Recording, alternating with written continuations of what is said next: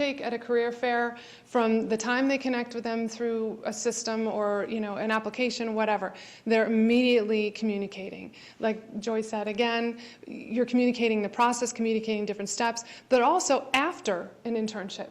We're going to talk about a couple of different creative ideas, but you may have heard of this already, but maybe having an alumni group of interns that have had great experiences and they want to stay connected. And then there again, there's your pool for when you have an opening and they've already experienced your organization. Any comments? Or yes? Try this. See if that works. Yes, Tom Lawrence at the University of Georgia and College of Engineering, and I'm a faculty person, but I coordinate our co-op program. And I like to add that last bullet or check mark, communication. Employers stay connected to the interns, yeah, that's fine. Also, the communication should go with the school itself. Yes. And yes. Both ways in that regards. And also, in some ways, at least what we involve with our co-ops, they're actually taking academic credit. So, we're having requirements for the students too. So facilitating that way, or sometimes the employer needs to prod the student to say, hey, if they got a requirement, you give an end of semester update or report, why don't you do it? Instead of them having to bug you twice about it, why don't you just have them go and make it part of their job to do it, Absolutely, and being a proactive learner. I mean, we encourage them to do that in the classroom. They should definitely be doing it out of the classroom. Yeah, I love that point. And then it really is helping them to become more conscious of being in control of their career and their learning. So yeah, that's ideal. Plus, if something isn't working, if there isn't a good connection, if it isn't the right fit, then you know that if they're communicating. So absolutely. I also would add to that, because of the numbers right now at Georgia State, this hasn't been quite as possible, but doing field visits is I think a wonderful thing. The few times that I've been able to go and do a field visit and go to a site and actually see a student in the field it's perfect, it's ideal. Plus, again, it makes me an ambassador, right? I go back and I talk about it, so yes. Well, maybe follow up from that, because you talked about when something isn't going well. I mean, I spent 20 years in the industry and used to hire co-op students, and I had to go through the painful process a couple of times of, unless it's not firing a co-op, but uninviting them back for the next time, and working with my contact at that particular university and how to go through that process, and was helpful for me and helpful everybody.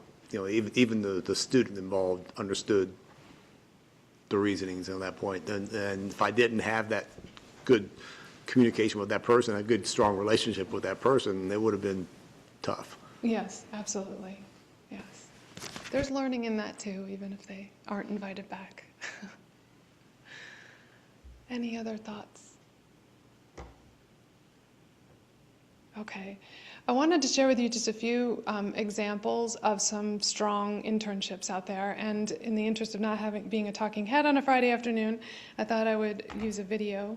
And the first one was recorded actually at a NACE event, and it is a program operated out of Bauer College of Business at the University of Houston, where they do mini internships or projects. And part of why this appealed to me was that Melissa had sent some information over, and one of the issues that I understand is on some of the industry folks in the room on your mind are sort of shelved projects. And this occurred to me, this seemed to be a really, maybe kind of a neat idea for some additional experiential opportunities. So let's take a look at this real quick.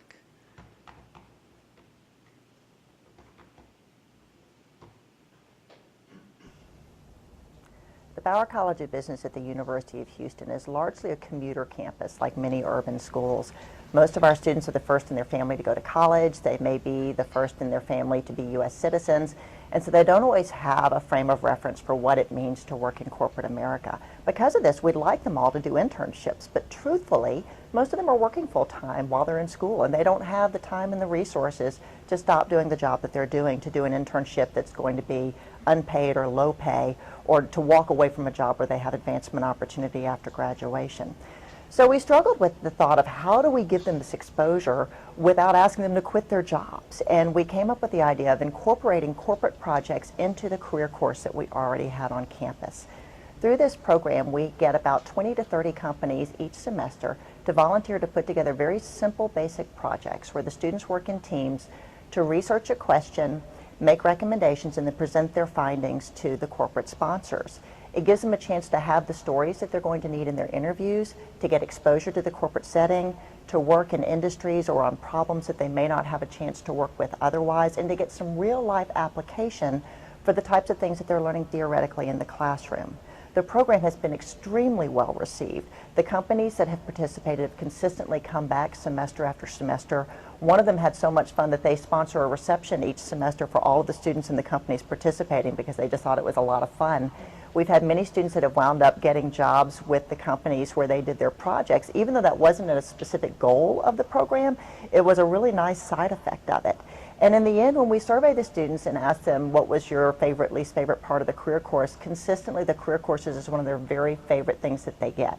What's even more interesting is that it's not the content of the project that they say was the meaningful learning, but the process of having to do the research in the group, solve a problem without guidance, and then present their findings and stand behind it. Many of them have never had to do anything like that before, and as we all know, that's what you do in business all the time. Yet, ironically, most of the time you're not doing that in the classroom. You're studying and you're taking tests, and that skill set's not transferable to the real world.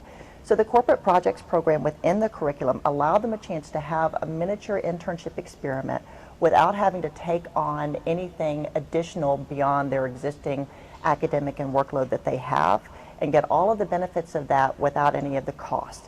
In the end, it's been a tremendous benefit for the university, the students, and the companies who participated.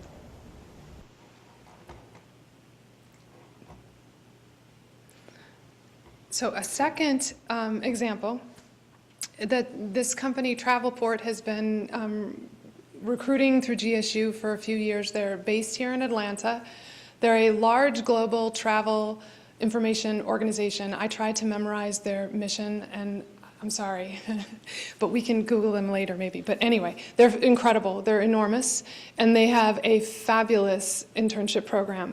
All their interns, these are just a few points. I just wanted to highlight a few points. All their interns are paired with a mentor as well as a manager. So if one is out of the office or there's kind of confusion about a project or vacation time or whatever, they get the support of both of those folks in the field. They're paid a very competitive wage. In fact, it almost can come out better than what they are paid full-time, but I don't know if anybody's done the math on that yet. They're also, Travelport works very, very hard. They're very focused on recruiting regionally. So they're not going, they get a lot of applications apparently from all over the country, but here in Georgia, they are prioritizing hiring straight from Georgia. So that's also making them kind of a really unique program. And they have a very structured program and pretty demanding, where the students at the end of their entire program actually based on real industry issues and something that they needed done in the field that Travelport needs handled, they actually deliver a presentation to their CIO.